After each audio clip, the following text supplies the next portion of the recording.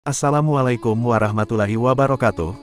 Abu Bakar As-Siddiq lahir dengan nama Abdullah bin Abi Quhafa pada tahun 573 Masehi dan wafat pada 23 Jumadil Akhir tahun 13 Hijriah setelah tahun gajah, bertepatan pada usianya ke-63 tahun. Abu Bakar merupakan putra dari keluarga bangsawan terhormat yang ada di Mekah. Sebelum masuk Islam, beliau bernama Abdul Ka'bah.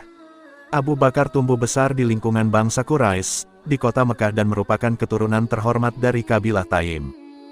Nah, sebelum masuk Islam, dirinya memang telah menjadi sosok yang jujur, berakhlak baik, dan jauh dari kebiasaan buruk para kaum jahiliyah, yang mana senang bermain wanita sekaligus mabuk-mabukan. Tidak hanya itu saja, Abu Bakar juga berasal dari keluarga yang kaya karena profesinya menjadi pedagang. Sudah cukup banyak rute dagang yang dikunjungi olehnya.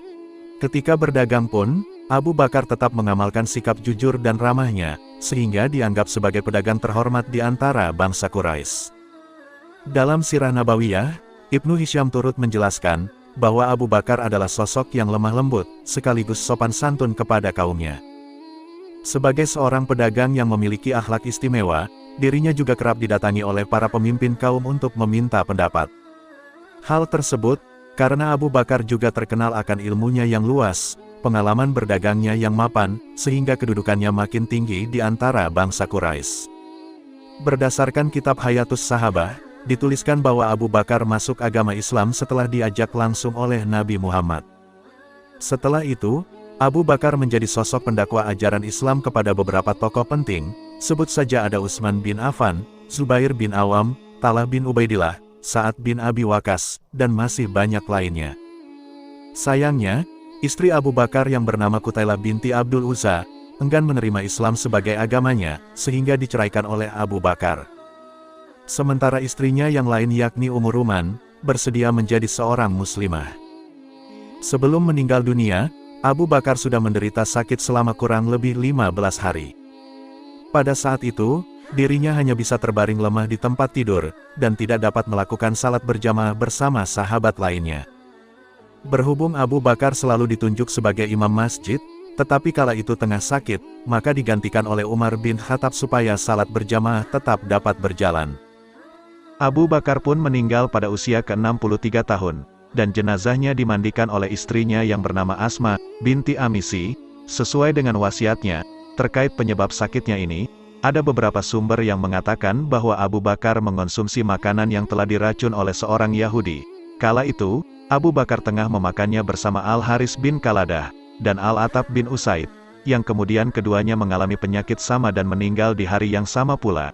Sebelum kita melanjutkan kisah ini, mari kita dukung channel FM Official, untuk semakin berkembang.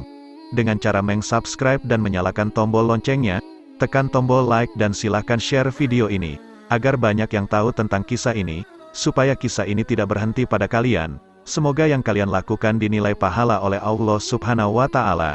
Amin ya Rabbal Alamin. Dalam hal pernikahan, Abu Bakar telah menikah dengan dua orang istri di Makkah, yakni Qatilah binti Al-Azzi dan Ummu Ruman binti Amir bin Uwaimar.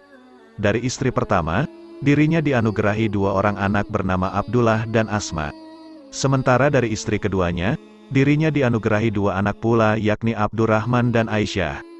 Setelah masuk Islam dan berhijrah ke Madinah, Abu Bakar menikah lagi dengan dua orang istri yakni Habibah binti Harijah dan Asma binti Umais. Dari istri ketiga, Abu Bakar dianugerahi anak bernama Ummu Kulsum, yang lahir setelah dirinya meninggal dunia. Ketika Ummu Kulsum dewasa, dirinya menikah dengan salah satu sahabat Rasulullah, yakni Talha bin Ubaidillah. Sementara dari istri keempat, dirinya dianugerahi anak bernama Muhammad. Abu Bakar ini menjadi sosok manusia pertama dari umat Rasulullah yang masuk surga. Hal tersebut telah diterangkan dalam sebuah hadis yang diriwayatkan oleh Abu Daud, yang berbunyi, dari Abu Hurairah. Ia berkata bahwa Rasulullah bersabda, Jibril mendatangiku dan mengajakku untuk melihat pintu surga yang akan dimasuki oleh umatku nanti. Abu Bakar berkata, "Wahai Rasulullah, sesungguhnya aku berharap ketika ia datang aku bersamamu, sehingga aku pun bisa melihat pintu surga." Rasulullah berkata, "Sesungguhnya engkau Abu Bakar adalah orang yang pertama kali masuk surga dari umatku." Hadis riwayat Abu Daud. Wallahu alam. Demikianlah kisah ini, semoga bermanfaat, lebih dan kurangnya mohon maaf. Wassalamualaikum.